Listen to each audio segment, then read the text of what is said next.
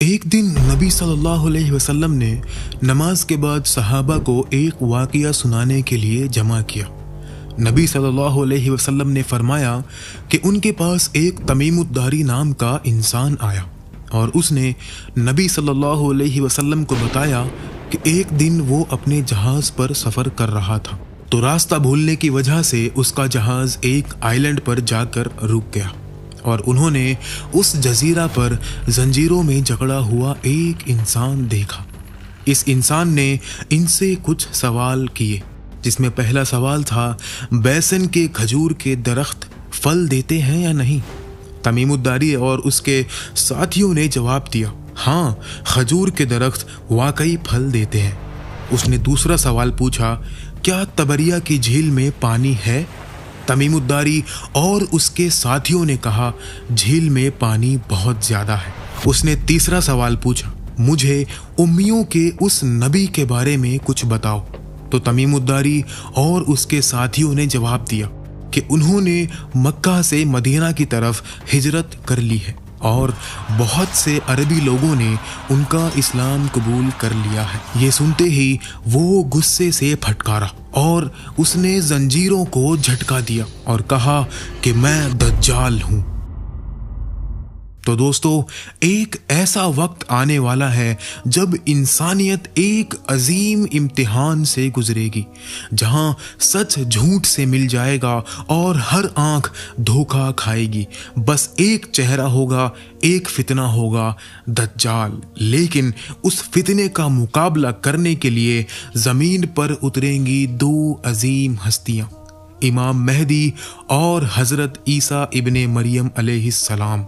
ये कहानी है उस आखिरी मुकाबले की, आखिर ज़माने की, जहां ईमान और कुफ्र की जंग होगी और इंसाफ की जीत होगी।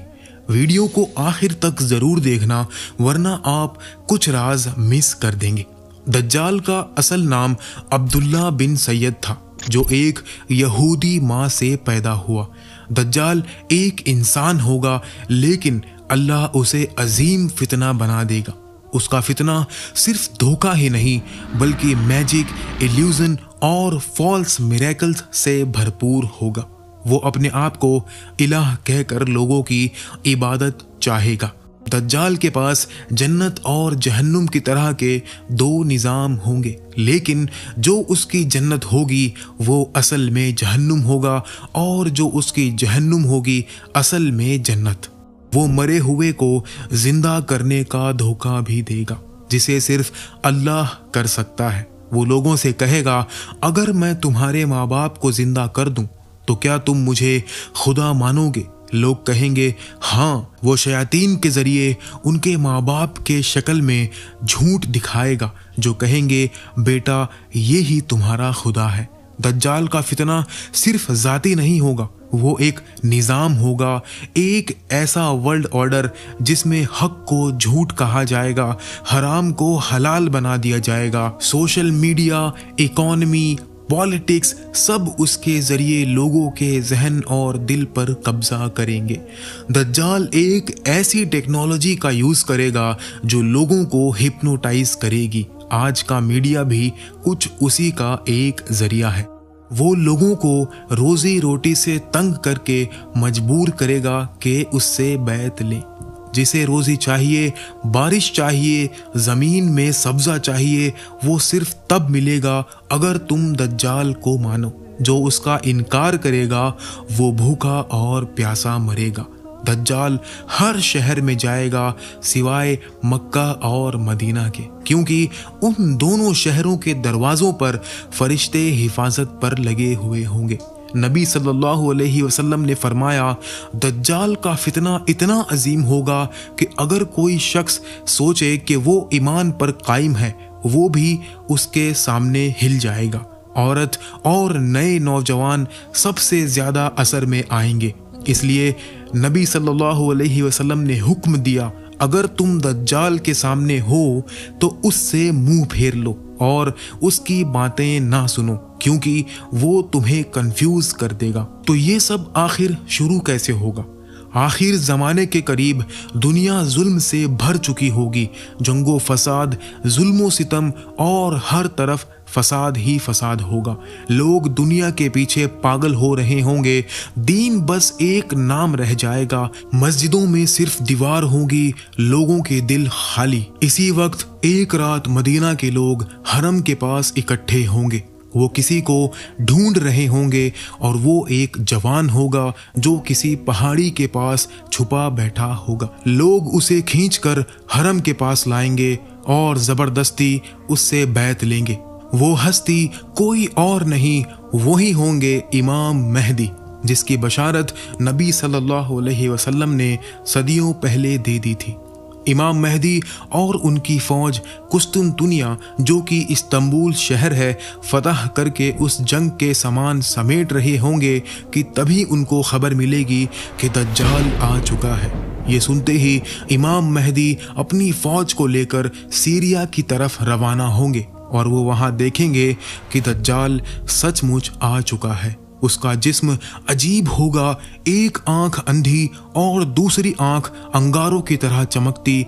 इसके बाल घुंघरिया होंगे। इसके माथे पर काफिर लिखा होगा, जो पढ़ा लिखा और अनपढ़ दोनों पढ़ सकेंगे। इसके साथ 70,000 यहूदी होंगे जो इस्फहान के होंगे। वो लोगों को कहानी सुनाएगा, अपने आप को खुदा कहेगा, जन्नत और जहन्नुम का धोखा देगा। एक दिन एक साल के बराबर और एक दिन एक महीने के बराबर और एक दिन एक हफ्ते के बराबर होगा। तो सहाबा ने पूछा, उस वक्त हमें नमाज कैसे पढ़नी होगी? नबी सल्लल्लाहु अलैहि वसल्लम ने फरमाया, तुम वक्त के हिसाब से अंदाज़ा लगाकर नमाज को पढ़ो। मतलब टाइम डिस्टॉर्शन भी दज्जाल के कंट्रोल में होगा।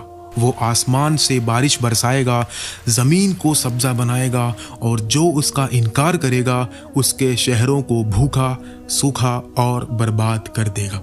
उसका एक आंख वाला चेहरा, उसकी अजीब शक्ल और उसके झूठों का जाल इतना शैतानी होगा कि अच्छे खासे लोग भी उसके फितने में फंस जाएंगे।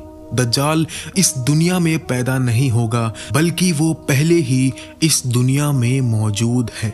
दज्जाल के बारे में नबी सल्लल्लाहु अलैहि वसल्लम ने आज से करीब 1400 साल पहले ही सहाबा को वार्न कर दिया था, क्योंकि ये इस दुनिया का सबसे बड़ा फितना है। हर जगह उसका असर, उसका फसाद फैल जाएगा। लोग भूल जाएंगे कि सच क्या है। सिर्फ वही बचा रहेगा जिसका दिल ईमान से रोशन होगा और दज्जाल की फौज से टकराएगी इमाम मेहदी की फौज। लेकिन वो इतना पावरफुल होगा कि कोई उसे मार नहीं सकेगा।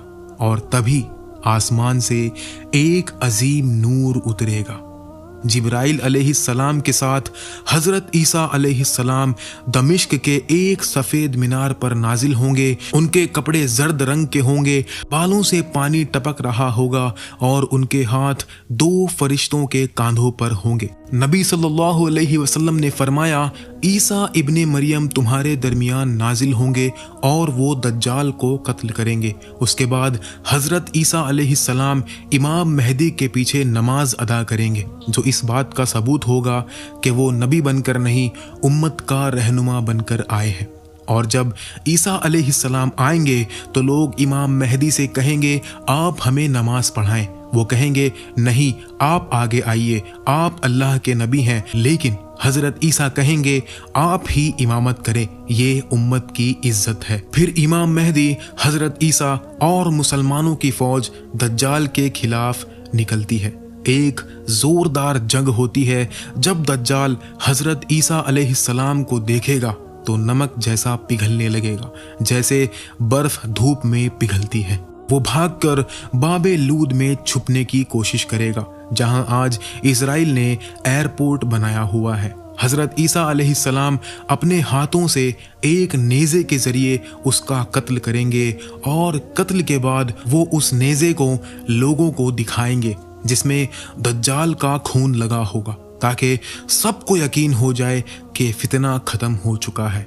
दज्जाल की मौत के बाद मुसलमान और यहूदियों के दरमियान एक जंग होगी। नबी सल्लल्लाहु अलैहि वसल्लम ने फरमाया, अगर कोई यहूदी किसी पत्थर के पीछे भी छुपा हो तो वो पत्थर भी बोल उठेगा, ऐ मुसलमान, मेरे पीछे एक यहूदी छुपा हुआ है, आकर उसे कत्ल कर दे, सिवाय घरकद के दरख्त के, क्योंकि ये यहूदियों का दरख्त है और इसराइल में ये दरख्त बड़ी तादाद में पाए जाते हैं। इसके कुछ वक्त बाद इमाम मेहदी वफात पा जाएंगे। नबी सल्लल्लाहु अलैहि वसल्लम ने फरमाया, इमाम मेहदी तुम में 7 या 8 साल तक रहेंगे। इसी पर इमाम बाकिर अलैहिस्सलाम ने फरमाया, जब इमाम मेहदी का ज़ुहूर होगा तो अल्लाह इस यूनिवर्स के रोटेशन को स्लो कर देगा, जिससे वक्त धीरे गुजरेगा और इस तरह इमाम मेहदी सिर्फ 7 सालों में दुनिया को फतह कर लेंगे। फिर हज़रत ईसा अलैहिस्सलाम कुरान के कानून और एक आदिल हुक्मरान की हैसियत से लोगों में इंसाफ के साथ फैसला करेंगे, क्रॉस को तोड़ देंगे, खिंजीर को कत्ल कर देंगे और जिजिया को ख़त्म कर देंगे। हज़रत ईसा अलैहिस्सलाम 40 साल तक जिंदा रहेंगे, वो शादी भी करेंगे और उनकी औलाद भी होगी। फिर मदीना में वफात पाएंगे और नबी सल्लल्लाहु अलैहि वसल्लम के कब्र के पास दफन होंगे। फिर एंट्री होगी याजूज माजूज की।